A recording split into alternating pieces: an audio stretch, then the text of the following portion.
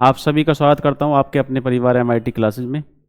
आशा करता हूं कि आप सभी स्वस्थ होंगे, ज़बरदस्त होंगे और अपनी पढ़ाई भी सही से कर रहे होंगे। तो आ जाओ आप सभी लाइव क्लास में और लाइव क्लास का आनंद लो। कैसे पढ़ाई होती है लाइव, ठीक है। ऑफलाइन तो पढ़ते ही हो, लेकिन लाइव भी पढ़ के देखो और कोई दिक्कत हो करे कमेंट किया करो, वरना फिर पढ़े करो शांति से, ठीक है। चलिए, हमने कल आपको पढ़ाया था जो प्रीवियस क्लास थी आपकी कि हाँ, रासायनिक अभिक्रियाएं के प्रकार में हमने बताया था कि पहले तो संयोजन अभिक्रियाएं या योगात्मक अभिक्रियाएं, उसके बाद हमने आपको पढ़ाया था वियोजन या फिर अपघटन अभिक्रियाएं। यानी कि अगर कोई पदार्थ किसी बाह्य कारक ताप है, दाब है या फिर इलेक्ट्रिक या फिर हम कह सकते हैं वैद्युत के प्रभाव से अगर वो कम से कम 2 या 2 से अधिक पदार्थों में विभक्त हो जाता है, टूट जाता है या वियोजित हो जाता है, तो हम कहेंगे कि वहाँ पर कौन सी अभिक्रिया हुई है, वियोजन या फिर अपघटन या डीकम्पोजिशन रिएक्शन वहाँ पर घटित हुई है, ठीक है। चलिए, तो उसमें हमने कुछ उदाहरण करा दिए थे, जिसमें एक उदाहरण बीच में आ गया था उसका जो ऊष्माक्षेपी अभिक्रिया का था, जो हमारे श्वसन क्रिया वाला था। ग्लूकोज का श्वसन जब होता है, जो हमारा भोजन ग्लूकोज के रूप में पेट मतलब होता है, उसका श्वसन होता है और तब एनर्जी हमको मिलती है, तो वो ऊष्माक्षेपी अभिक्रिया का एक उदाहरण बीच में आ गया था, लेकिन वो भी मैंने आपको समझा दिया था। चलिए, अब नेक्स्ट एक दो उदाहरण इसके और दिए हुए हैं वियोजन अभिक्रिया के, जो अपघटन अभिक्रिया है। जैसे क्या है, AgCl,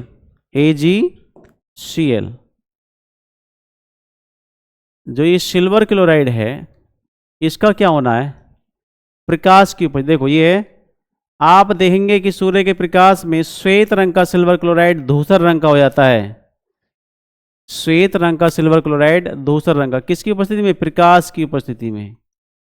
यानी ये कैसा है भाई, किसके प्रभाव से वियोजित होगा, यहाँ पर प्रकाश है तो ये होगा फोटो इफेक्ट, मतलब कह सकते हैं कि जो प्रकाश है उसके प्रभाव से ये सिल्वर क्लोराइड एक तो अपना कलर चेंज कर लेगा, जो श्वेत कलर का था वो धूसर कलर में चेंज हो जाएगा, ठीक है।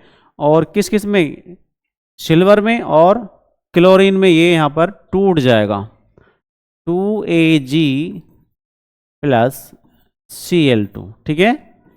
ये अपने आप में क्या है, एक वियोजन या फिर अपघटन अभिक्रिया। इसी प्रकार क्या है, सिल्वर ब्रोमाइड होता है, सिल्वर ब्रोमाइड ये होता है AgBr = यहाँ पर ये Ag और प्लस में Br2। अब चूंकि ये मतलब गैस के रूप में यहाँ पर निकलने वाले हैं, एक गैस के रूप में यहाँ पर निकलेगा ये ब्रोमीन, तो इसलिए यहाँ पर क्या होगा भाई, देखिए ब्रोमीन के 2 परमाणु हैं और यहाँ पर सिंगल, तो यहाँ पर 2 लगाना पड़ेगा और यहाँ पर भी 2 हमको लगाना पड़ेगा। आगे बात समझ में, दोनों में ही क्या है, हम सूर्य का प्रकाश ले रहे हैं, यानी सूर्य के प्रकाश की उपस्थिति में, सूर्य का प्रकाश। एक बात का ध्यान और रहेंगे, जो ये सिल्वर ब्रोमाइड है, सिल्वर ब्रोमाइड, यहाँ पर कुछ 1-2 नाम मैं आपको लिखाऊंगा, ये देखिए। जैसे क्या है, एक आपका सिल्वर ब्रोमाइड AgBr, इसका प्रयोग हम फोटोग्राफी में करते हैं, किसमें भाई, फोटोग्राफी में, ठीक है। और एक आपका है सिल्वर नाइट्रेट AgNO3, इसका प्रयोग हम किस में करते हैं, सिल्वर नाइट्रेट का। ये जो चुनाव में स्याही होती है नहीं, जो हमारी उंगली पर लगाते हैं, चुनाव वाला पैनल जो होता है वो लगाता है कि दोबारा वोट न डाल दे, तो चुनाव की स्याही जो होती है या इंक, उसमें ये होता है सिल्वर नाइट्रेट। और एक है आपका सिल्वर आयोडाइड AgI, इसका यूज कहाँ पर होता है भाई, ये होता है जो आर्टिफिशियल रेन, यानी कि कृत्रिम बारिश जो करवाते हैं, कृत्रिम वर्षा,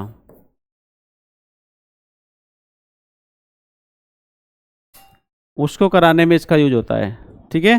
तो ये कुछ इंपॉर्टेंट मैंने कुछ क्वेश्चन थे जो मैंने आपको इसमें बता दिए हैं, इनको आप याद रखेंगे, इनको आप याद रखने का प्रयास करेंगे भाई।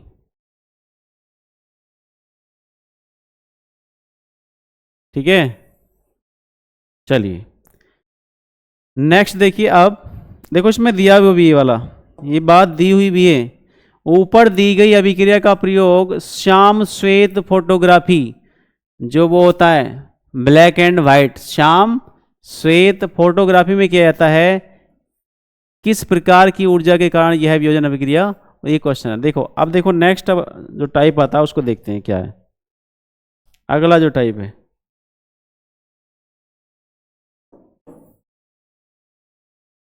ये देखिए भाई, उसके बाद क्या है,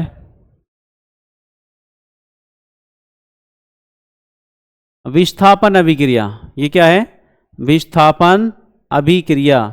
देखो इसकी अगर हम बात करें विस्थापन अभिक्रिया की, तो ये अपने आप में भी एक महत्वपूर्ण अभिक्रिया है। अपने आप में क्या है, एक महत्वपूर्ण अभिक्रिया।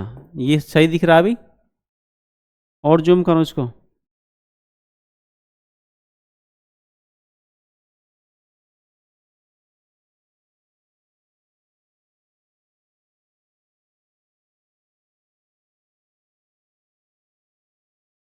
देखिए विस्थापन अभिक्रिया, देखो विस्थापन अभिक्रिया,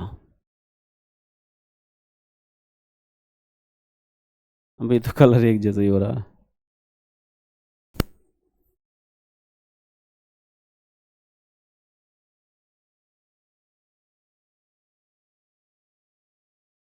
विस्थापन अभिक्रिया,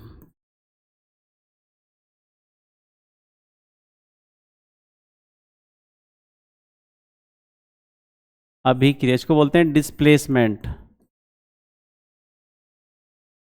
डिस्प्लेसमेंट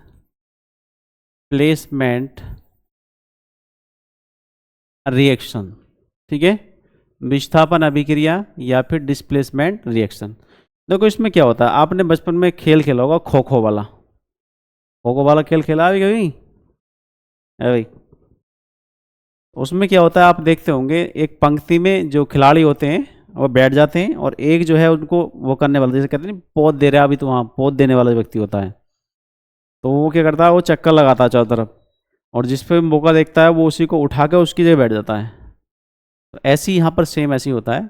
अगर कोई मतलब अपने आप में क्या कोई पावर वाली धातु है, मतलब ज़्यादा मजबूत है कह सकते हैं, कोई प्रबल या अधिक सक्रिय, यहाँ पर वर्ड यूज करेंगे अधिक सक्रिय जो धातु है, अधिक क्रियाशील धातु, वो कम क्रियाशील वाली धातु को उसके स्थान से हटा देगी और वहाँ पर स्वयं आके बैठ जाएगी, मतलब विस्थापित कर देगी।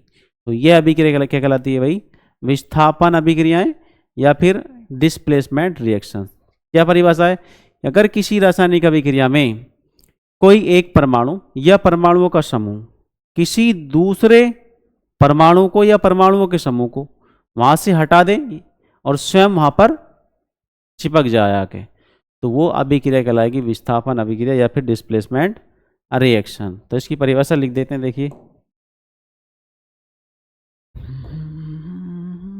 वे रासायनिक अभिक्रियाएं, वे रासायनिक अभिक्रियाएं,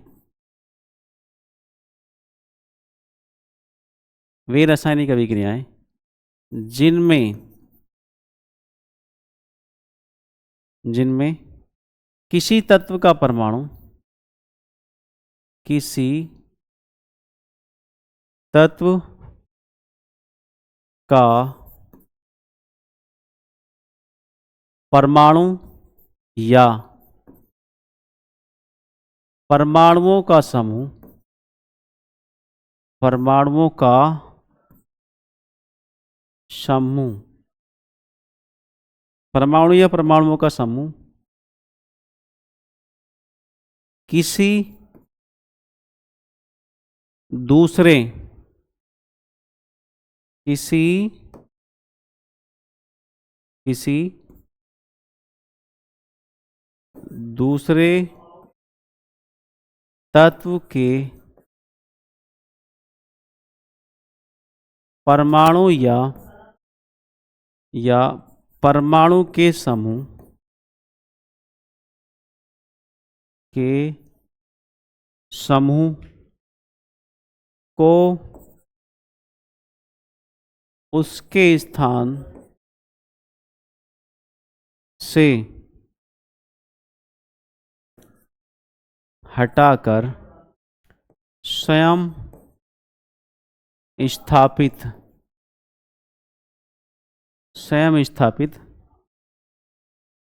हो जाते हैं, तब इस प्रकार की अभिक्रिया को क्या कहते हैं भाई? इस प्रकार की अभिक्रिया को विस्थापन अभिक्रिया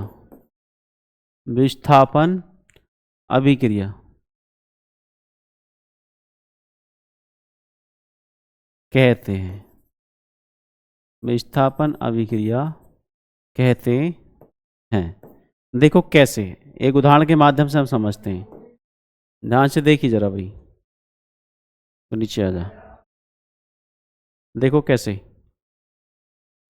पहली बात तो ये पता होना चाहिए कि कौन सी धातु अधिक सक्रिय है या कौन सी धातु किससे अधिक सक्रिय है, कौन अधिक सक्रिय है, कौन कम सक्रिय है। तो इसकी थोड़ी सी जानकारी मैं आपको देता हूँ, मतलब जितनी भी सारी धातुएं हैं, सभी धातुओं को लगभग एक उनके क्रियाशीलता के घटते क्रम में या सक्रियता के घटते क्रम में एक सीरीज में रख दिया गया है, जिसे हम विद्युत रासायनिक श्रेणी या इलेक्ट्रोकेमिकल सीरीज के नाम से जानते हैं या सक्रियता श्रेणी के नाम से जानते हैं। किस प्रकार से, देखो कुछ धातुओं के नाम मैं आपको लिख देता हूं यहां पर, उसके बाद हम उदाहरण समझेंगे। जैसे देखो, ये है Li, K, Na, नहीं पहले ये लिखते हैं Ba, Lik, Ba,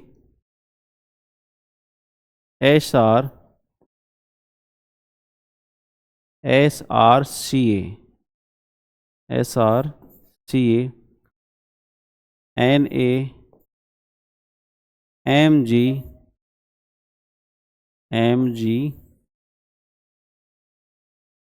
Al, Zn, Cr,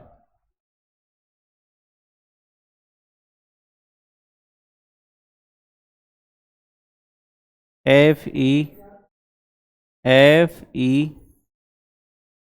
Cd, Co, Ni, H2,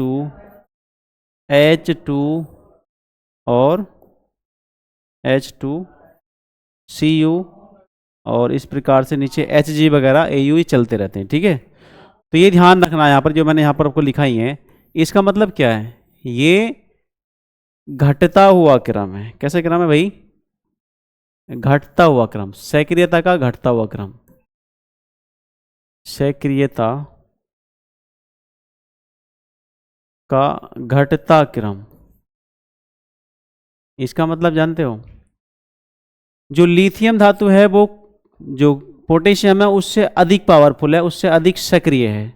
इसी प्रकार BaSr से अधिक है, Ca से अधिक Sr है, और Ca मतलब सोडियम से अधिक क्रियाशील है।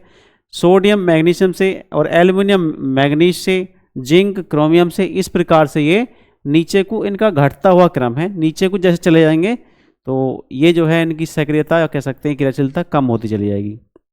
ध्यान कर रखना है, इसमें ऊपर वाली जो धातु होगी वो हमेशा नीचे वाली धातु को विस्थापित कर देगी, नीचे वाली धातु को। ठीक है, ऊपर वाली धातु अगर कहीं समीकरण में आ रही है तो वो नीचे वाली धातु को अपने से नीचे जो भी धातु आएगी उसको वहां से उसके स्थान से हटा देगी। क्यों? क्योंकि वो अधिक क्रियाशील है नीचे वाली धातु से, और नीचे वाली धातु को अधिक क्रियाशील धातु उसके स्थान से विस्थापित कर देगी और स्वयं वहां पर आकर बैठ जाएगी। जैसे मैं आपको एक उदाहरण बताता हूं, कैसे, देखिए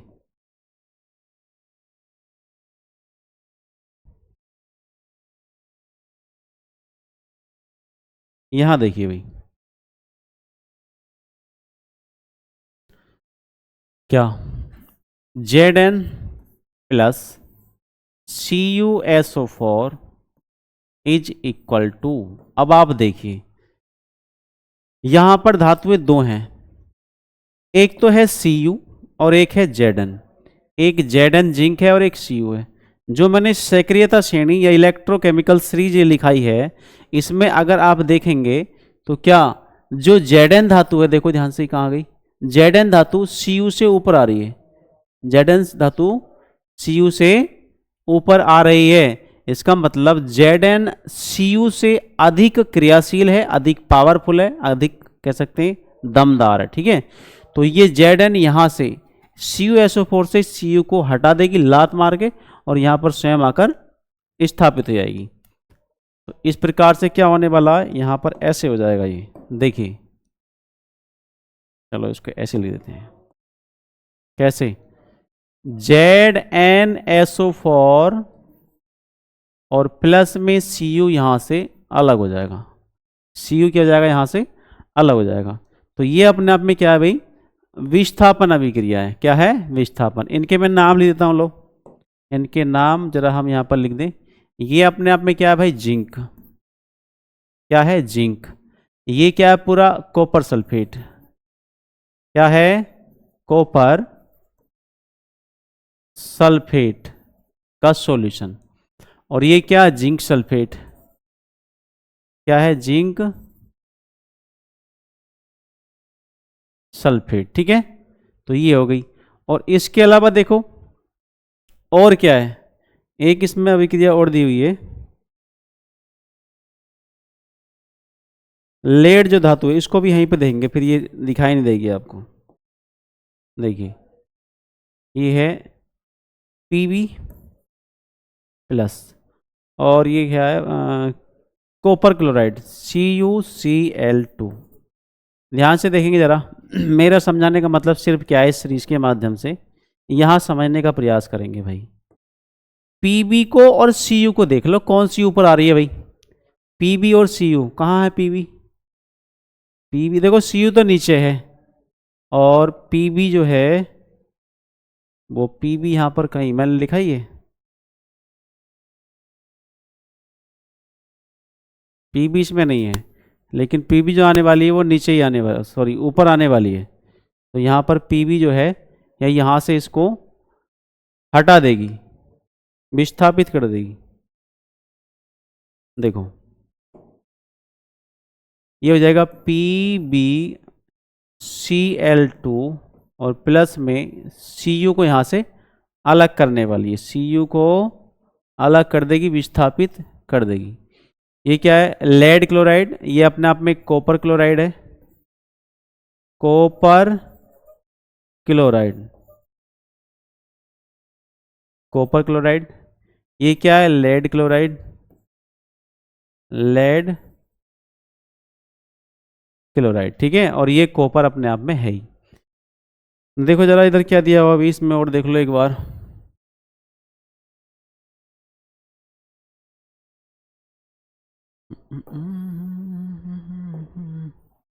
यहां देखो ये अभिक्रिया दी हुई है, Fe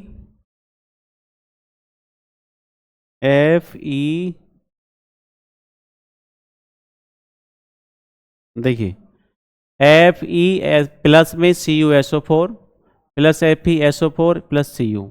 ये Fe यहाँ से आया और यहाँ से Cu को हटा दिया और यहाँ पर स्वयं आकर बैठ गया। इस अभिक्रिया में लोहे आयरन ने दूसरे तत्व कॉपर को कॉपर सल्फेट के विलयन से विस्थापित कर दिया। इस अभिक्रिया को विस्थापन अभिक्रिया कहते हैं, ठीक है। देखो एक अभिक्रिया ये है, जिंक प्लस CuSO4 जो मैंने आपको लिखाई है, ZnSO4 प्लस Cu, बिल्कुल सेम ऐसा ही है, ठीक है। क्योंकि Fe जो होता है Cu से ऊपर आता है, इसलिए Fe अधिक क्रियाशील धातु है, तो यहाँ से Cu को यह हटा देगा और स्वयं आकर बैठ जाएगा। उसके बाद ये अभिक्रिया मैंने आपको लिखाई है अभी, कॉपर क्लोराइड और लेड क्लोराइड यहाँ पर। अब देखिए नेक्स्ट जो आता है आपका वो है द्विविस्थापन अभिक्रिया। द्विविस्थापन अभिक्रिया ये देखने का प्रयास करेंगे भाई। द्विविस्थापन अभिक्रिया, इसमें देखो क्या होता है, इनमें सीधी सी बात है, दो या दो से अधिक आयनों या परमाणुओं का क्या होता है, आपस में आदान प्रदान होता है कि भी तू वहाँ आ जा और वो तेरी सीट पे चला जावे। कम से कम दो का क्या होगा, परमाणु या परमाणुओं को समूह का या आयनों का आदान प्रदान होता है। एक बार देख लेंगे इसको भाई। देखो कहाँ गया भाई,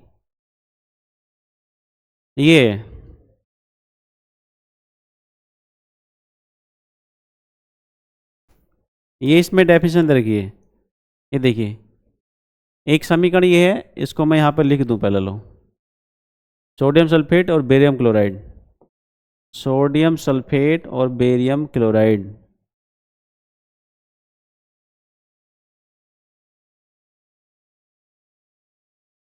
देखिए Na2SO4 प्लस BaCl2 BaCl2। अब यहाँ पर क्या होगा, यहाँ इन परमाणुओं में या आयनों में आदान प्रदान होगा। कैसे, देखो ये Na2 जो है ना, ये Cl के साथ जाएगा और BaSO4 के साथ आएगा। तो Na2 जो Cl है ये सोडियम क्लोराइड में चेंज हो जाएगा। अब देखो इसको Na2Cl2 नहीं लिखेंगे हम, क्योंकि ये अपने आप में क्या कोई होता ही नहीं यौगिक, तो इसलिए हम इस 2 को यहाँ पे लगा देंगे। ठीक है, प्लस में ये जो बचा क्या, BaSO4 के साथ आ जाएगा, Ba ये SO4 के साथ में जाएगा। ठीक है, यहाँ पर आप क्या देख रहे हैं, ज़रा देखो ध्यान से।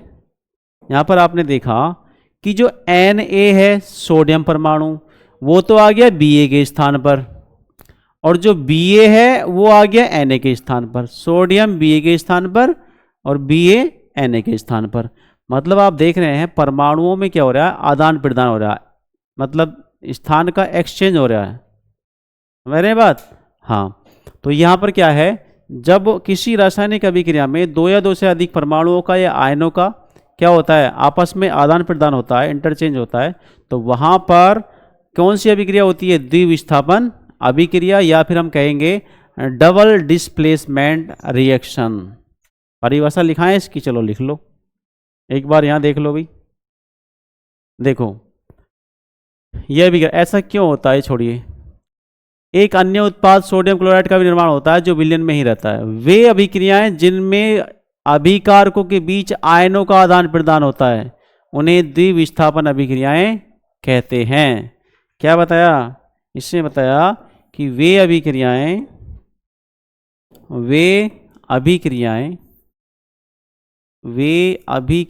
पहले हम वियोजन अभिक्रिया लिखेंगे, वियोजन नहीं, द्विविस्थापन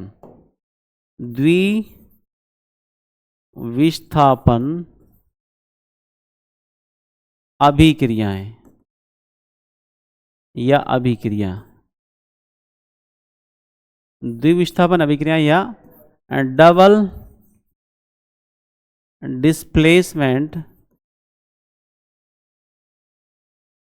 रिएक्शंस, डबल डिस्प्लेसमेंट रिएक्शंस। आगे बात समझ में क्या, वे रासायनिक अभिक्रियाएं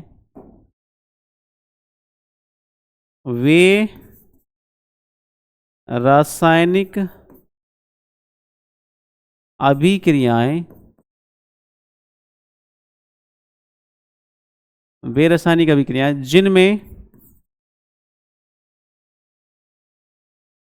आयनों का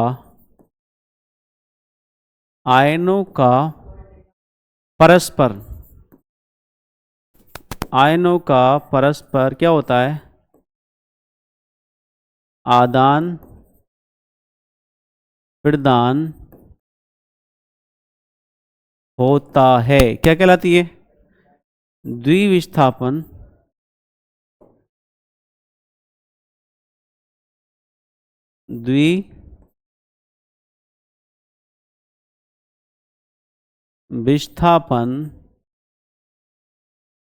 अभिक्रिया कहलाती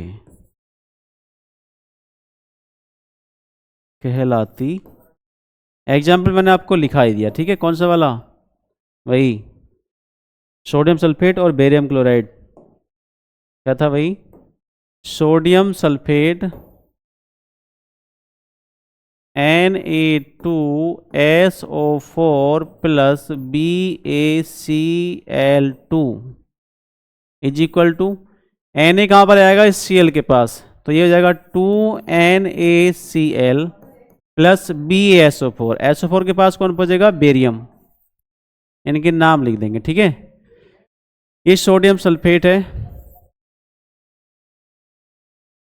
सोडियम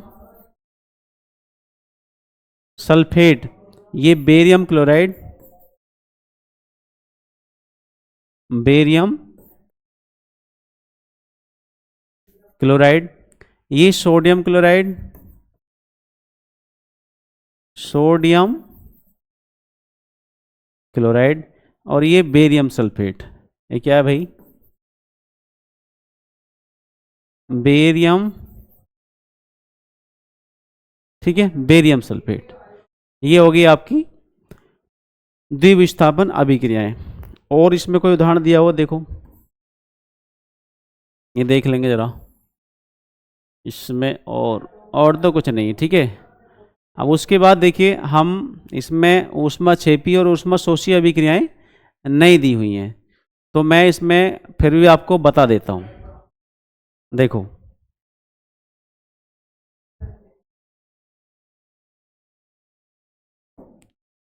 ऊष्मा ऊष्माक्षेपी ऊष्माक्षेपी अभिक्रिया, वैसे ये हट चुकी है सिलेबस से अब। ऊष्माक्षेपी अभिक्रियाएं, ठीक है, इनको बोलते हैं हम एक्सोथर्मिक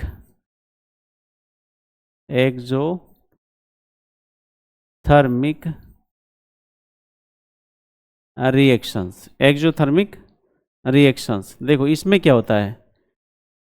वे रासायनिक अभिक्रियाएं जिनमें ऊर्जा उत्सर्जित होती है या ऊर्जा निर्मुक्त होती है या ऊर्जा निकलती है। बात एक ये, वे सभी रासायनिक अभिक्रियाएं जिनमें ऊर्जा उत्सर्जित होती है या ऊर्जा का उत्सर्जन होता है या बाहर निकलती है या निर्मुक्त होती है, उन सभी रासायनिक अभिक्रियाओं को हम क्या बोलेंगे? ऊष्माक्षेपी अभिक्रियाएं या एक्सोथर्मिक रिएक्शंस। देखो, लिख दो परिभाषा। वे रासायनिक अभिक्रियाएं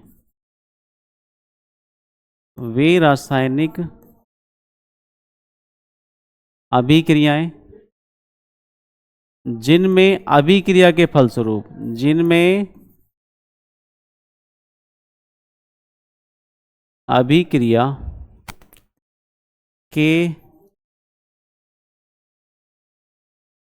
फलस्वरूप ऊर्जा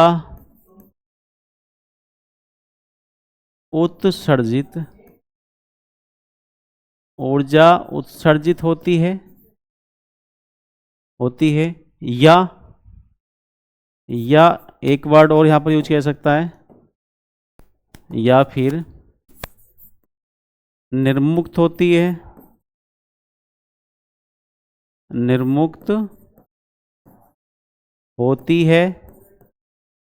अथवा बाहर निकलती है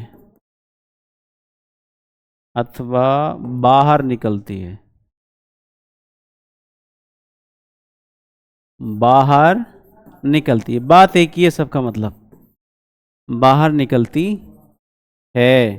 क्या कहलाती हैं? ऊष्माक्षेपी अभिक्रियाएं। ऊष्माक्षेपी अभिक्रियाएं कहलाती हैं। जैसे एग्जांपल देख लीजिए भी इसके जरा। क्या? जैसे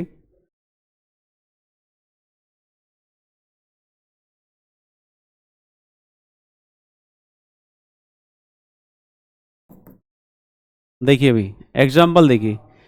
मान लीजिए आप कार्बन को जलाएंगे, किसको जलाएंगे? कार्बन को। ऑक्सीजन की उपस्थिति में जलाएंगे तो सीधी सी बात है भाई, ऊष्मा तो उत्पन्न होगी, ऊष्मा तो मिलेगी हमें। तो जब हम किसी वस्तु को जलाएंगे तो सीधी सी बात है, दहन अपने आप में एक ऊष्माक्षेपीय अभिक्रिया है। जब भी हम किसी भी वस्तु को जलाएंगे या किसी कार्बन को या किसी लकड़ी को या जहां भी जलाते हैं तो क्या होता है भाई, हमें ऊष्मा प्राप्त होती है। और अभिक्रियाओं में केवल और केवल ऊष्मीय ऊर्जा या तो ली जाएगी या दी जाएगी, या तो अभिक्रिया हमको देगी या हम अभिक्रिया को संपन्न कराने के लिए बाहर से देंगे। ठीक है, ऊष्मीय ऊर्जा की ही बात यहाँ पर होने वाली है। तो C+O2, तो ये हो जाएगा CO2 गैस, प्लस में यहाँ पर क्या? एनर्जी। क्या है भाई? एनर्जी। आगे बात समझ में? चलिए, और ऐसी अभिक्रिया क्या है? मान लीजिए सल्फर को जलाएंगे आप ऑक्सीजन की उपस्थिति में, तो ये SO2 प्लस यहाँ भी ये गैस निकलेगी, प्लस में एनर्जी। ठीक है, नेक्स्ट और देख लो, एक अभिक्रिया हमने कल आपको पढ़ाई थी, कौन सी थी? याद करो, श्वसन क्रिया वाली भाई, C6H12O6 प्लस में क्या? ऑक्सीजन 6O2, थोड़ा बड़ा लिखूं इसको भाई, 6O2 इज इक्वल टू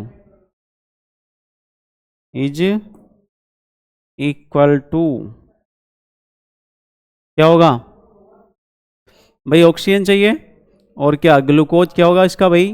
पाचन होगा, कह सकते हैं ऑक्सीकरण। तो यहाँ पर क्या होने वाला है, हमें एक तो CO2 छोड़ेंगे और प्लस जल का परित्याग करेंगे, और बदले में श्वसन क्रिया परिपूर्ण होने पर हमें एनर्जी मिलने वाली है। क्या मिलने वाली है भाई? एनर्जी या फिर ऊर्जा। एनर्जी यहाँ पर मिलने वाली है। देखा आपने कभी, आप जो भोजन करते हो तो भोजन जब ग्लूकोज की फॉर्म में होता है तो उसका क्या होता है? पाचन। और पाचन के फलस्वरूप में ऊर्जा मिलती है, और बदले में हम क्या निकालते हैं बाहर भाई? वो ऊर्जा तो देती है अभिक्रिया हमें पाचन के बाद में। साथ ही हम किसका परित्याग करते हैं? कार्बन डाइऑक्साइड छोड़ते हैं ना सांस के थ्रू, और क्या? जल हम यूरिन के थ्रू छोड़ते हैं, और प्लस में ऊर्जा हमको मिलती है, और तब हम कार्य करने के लिए तैयार होते हैं। तो ये है आपकी ऊष्मा क्षेपीय अभिक्रियाएं। आगे बात समझ में? चलिए, यहाँ पर ये क्या है भाई? ग्लूकोज है। ये क्या है? ये आपका है ग्लूकोज। ये आपका ऑक्सीजन है ही, ऑक्सीजन। ये कार्बन डाइऑक्साइड,